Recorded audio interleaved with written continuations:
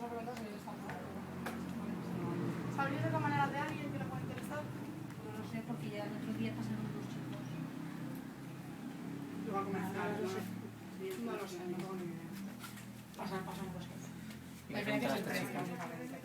Pues no, déjame saber más. Vale. Va muy amable. Gracias.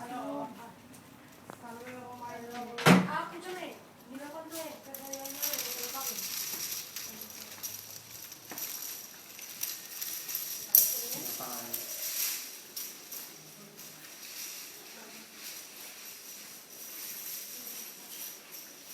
Ahora le voy dando yo, no te preocupes.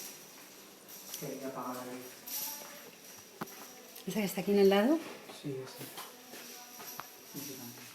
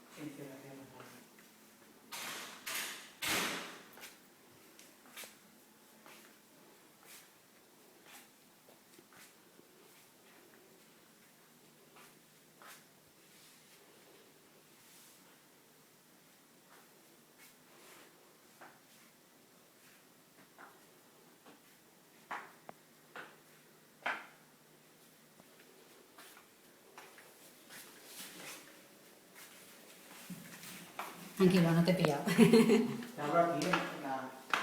Ya está, ya, no te preocupes. ¿Fuera también? Sí.